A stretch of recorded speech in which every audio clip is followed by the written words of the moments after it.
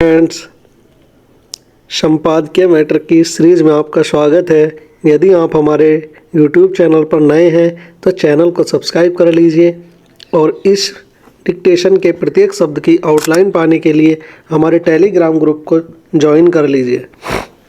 Dictation की speed होगी करीब 90 शब्द प्रति मिनट। तो चलिए डिक्टेशन स्टार्ट करते हैं 5 सेकंड बाद।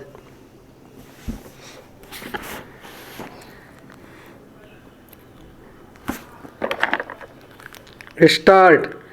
केंद्रीय जांच ब्यूरो सीबीआई और प्रवर्तन निदेशालय ईडी के कामकाज के तरीके और जांच की पद्धति पर पहले भी सवाल उठते रहे हैं।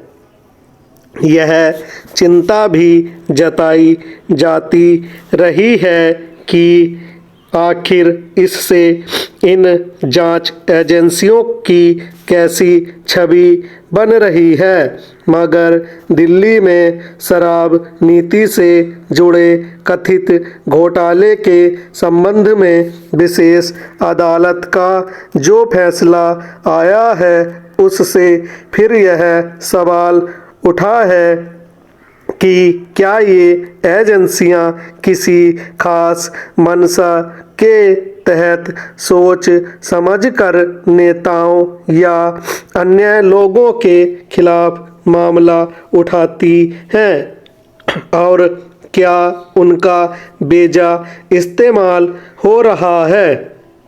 गौरतलब है कि आबकारी नीति से संबद्ध मामले में विशेष अदालत ने दिल्ली के पूर्व मुख्यमंत्री अरविंद केजरीवाल, पूर्व उप मुख्यमंत्री मनीष सिसोदिया और अन्य 21 लोगों को आरोप मुक्त कर दिया।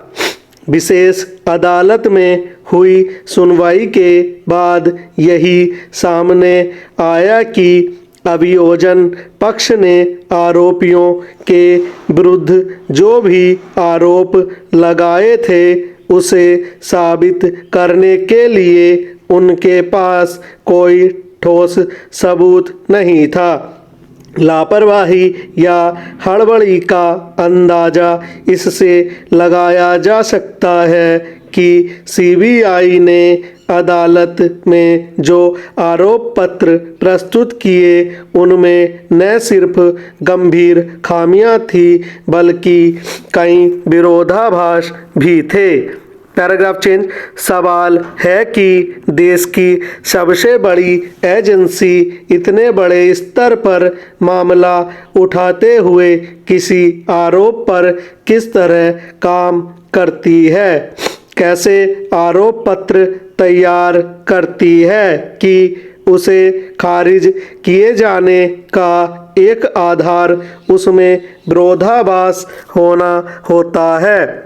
यह मामला वर्ष 2021-22 के दौरान दिल्ली आबकारी नीति से जुड़ा है, जिसका उद्देश्य राजस्व बढ़ाना और शराब के कारोबार में सुधार करना बताया गया था। हालांकि बाद में इसमें घोर अनियमितता के आरोप लगे और मामले की जांच सीबीआई को सौंपी गई।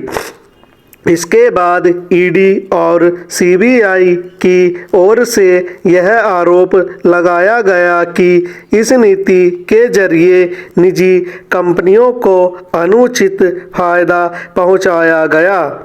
इस आरोप में मनीष सिसोदिया के बाद अरविंद केजरीवाल को भी गिरफ्तार किया गया था।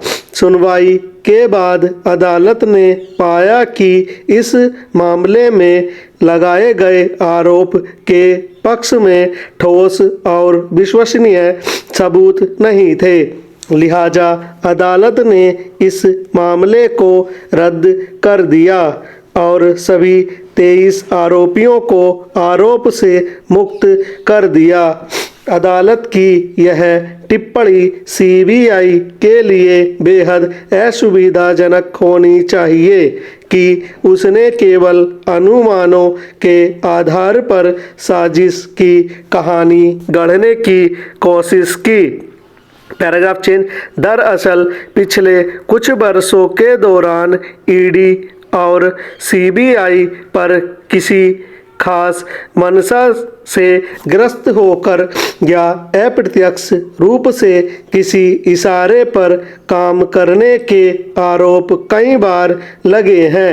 इसकी गंभीरता का अंदाजा इससे लगाया जा सकता है कि इन एजेंसियों की कार्यप्रणाली को लेकर सुप्रीम कोर्ट को भी कई बार सख्त टिप्पणियां करनी पड़ी।